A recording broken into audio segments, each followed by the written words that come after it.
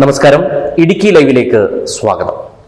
മരുഭൂമിയിലെ ഒരു മനുഷ്യന്റെ നരകതുല്യമായ ജീവിതകഥ ബെന്യാമിൻ എന്ന എഴുത്തുകാരൻ ആടുജീവിതത്തിലൂടെ എഴുതി വെച്ചത് നമ്മുടെ ഹൃദയത്തിലേക്കായിരുന്നു. അതുകൊണ്ട് തന്നെ ആടുജീവിതം എന്ന പുസ്തകവും ഇപ്പോൾ സിനിമയും അത്രമേൽ നമ്മെ സ്വാധീനിക്കുകയാണ്.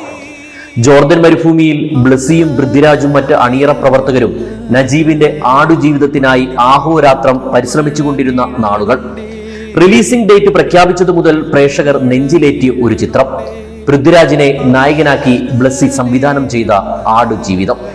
സിനിമ ഇറങ്ങി ദിവസങ്ങൾ മാത്രം പിന്നിടുമ്പോൾ മികച്ച പ്രേക്ഷക പ്രതികരണമാണ് സിനിമയ്ക്ക് ലഭിക്കുന്നത്.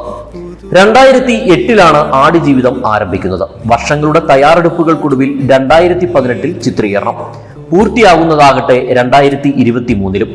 സിനിമയ്ക്ക് മുമ്പും ശേഷവും ബെസ്റ്റ് സെല്ലറായി ഓടിക്കൊണ്ടിരിക്കുന്ന ബെന്യാമിന്റെ ആടുജീവിതമാണ് ബ്ലസ്സി കഥയാക്കിയതെങ്കിൽ ബെന്യാമിന് ഇത് കിട്ടിയത് നജീബിന്റെ അടുത്തുനിന്നാണ്. തന്റെ ജീവനും ജീവിതവും മരുഭൂവാസത്തിൽ അകപ്പെട്ടുപോയ, പുറത്തു കടക്കാനുള്ള എല്ലാ പഴുതുകളും നഷ്ടപ്പെട്ട് ശരീരം ശോഷിച്ച് മുന്നോട്ടുള്ള ജീവിതത്തെ പോലും സ്വപ്നം കാണാൻ കഴിയാതെ നിസ്സഹായതയും വേദനയും നിറഞ്ഞ ആടുജീവിതത്തിൽ നിന്ന് പുറത്തു വന്ന നജീബിന്റെ കഥയാണിത്. പൊടിക്കാറ്റും ചൂടും ഉയർന്നു നിൽക്കുന്ന മരുഭൂമിയിൽ ആടുകളെ മേച്ച് ഒരു മനുഷ്യൻ വർഷങ്ങളോളം ജീവിക്കുക. അവന്റെ കഷ്ടപ്പാടാണ് അവനെ ഈ മരുഭൂമിയിൽ എത്തിക്കുന്നത്. ചുട്ടുപൊള്ളുന്ന മണലാരണ്യത്തിൽ പണിയെടുത്ത് ആടുകളോടൊപ്പം ജീവിച്ച് ഒടുവിൽ അവരിൽ ഒരാളായി നജീബ് മാറുന്ന ഒരു അവസ്ഥയുമുണ്ട്. വായനക്കാരനെയും കാഴ്ചക്കാരനെയും ഒരുപോലെ വികാരത്തിന്റെ കൊടുമുടിയിൽ എത്തിക്കുന്ന നജീബിന്റെ ജീവിതം പ്രേക്ഷകരുടെയും കണ്ണു നിറയിക്കും.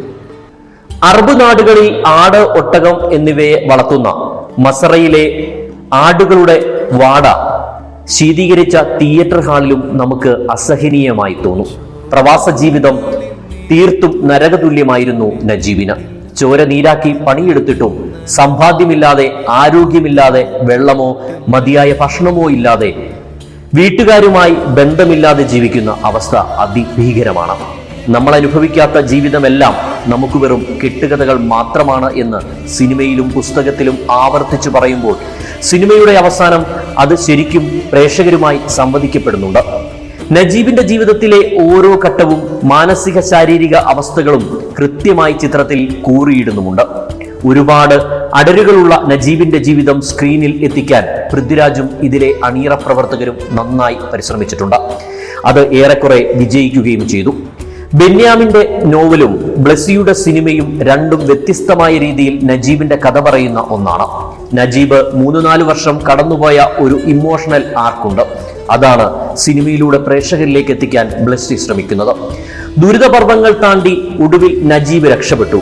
പക്ഷേ ഹക്കീം, നജീബിനോടൊപ്പം തന്നെ എടുത്തു പറയേണ്ട ഒരാളാണ് നജീബിന്റെ കൂടെയുണ്ടായിരുന്ന ഹക്കീം എന്ന ഗോകുൽ. സിനിമ കണ്ടിറങ്ങുമ്പോൾ മനസ്സിലൊരു വിങ്ങലായി ഹക്കീം മാറുന്നുമുണ്ട്. മരുഭൂമിയിലെ ചൂടും ദാഹവും സഹിച്ച് പണിയെടുത്ത് അവസാന പ്രതീക്ഷയും കൈവിടാതെ നടന്ന് ഒടുവിൽ ശരീരം അതിന് അനുവദിക്കാതെ പിടഞ്ഞു വീഴുമ്പോൾ നജീബിന്റെ പോലും കണ്ണു നിറയിച്ച ഗോകുൽ തീർച്ചയായും കയ്യടി അർഹിക്കുന്നുണ്ട്. പൃഥ്വിരാജിനൊപ്പം തന്നെ ഗോകുലും ശരീരത്തിൽ മാറ്റം വരുത്തിയിട്ടുണ്ട്.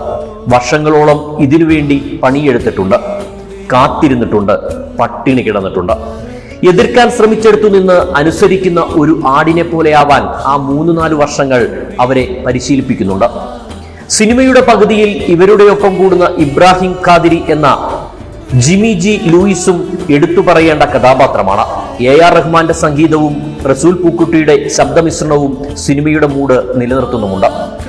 മറ്റു പാട്ടുകളെക്കാൾ പെരിയോനെ എൻ റഹ്മാനെ എന്ന ഗാനം സിനിമയ്ക്ക് മുന്നേ ഹിറ്റടിച്ച ഒന്നാണ്. മൈന്യൂട്ടായ ശബ്ദങ്ങൾ പോലും സിനിമയിൽ ഉൾപ്പെടുത്തിയിരിക്കുന്നു. സിനിമയുടെ ഒഴുക്കിനെ തുടക്കം മുതൽ അവസാനം വരെ നിലനിർത്തുന്നുമുണ്ട്. ഏറ്റവും ഒടുവിൽ നജീബിന് ശബ്ദം നഷ്ടപ്പെടുമ്പോൾ പ്രേക്ഷകരും നിശബ്ദരാകുന്നു. ഇനി നജീബിനെ കുറിച്ച് പറയുമ്പോൾ പൃഥ്വിരാജിന്റെ മുഖമായിരിക്കും ഓർമ്മ വരിക. അത്രത്തോളം നജീബ് അനുഭവിച്ച ജീവിതം പൃഥ്വിരാജ് സ്ക്രീനിൽ എത്തിച്ചിരിക്കുന്നു.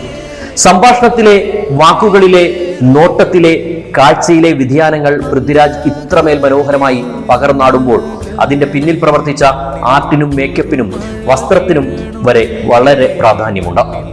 വെള്ളം കിട്ടാതെ വരുമ്പോൾ ശരീരത്തിന് സംഭവിക്കുന്ന മാറ്റങ്ങൾ നജീബിനോടൊപ്പം തന്നെ പ്രേക്ഷകരും അനുഭവിച്ചറിയുന്നുണ്ട്.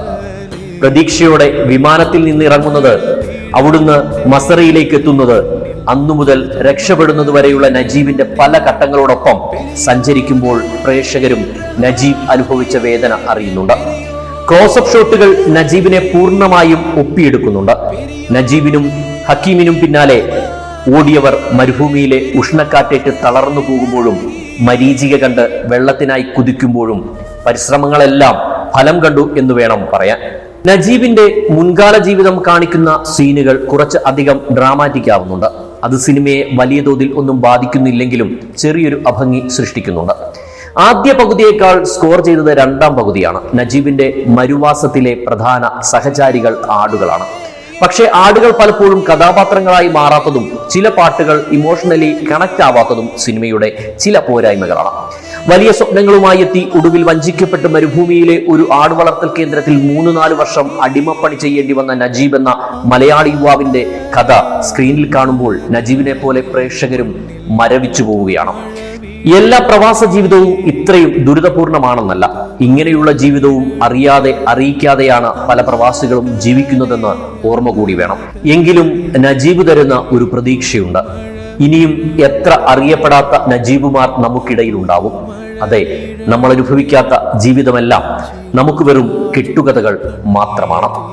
നന്ദി, നമസ്കാരം.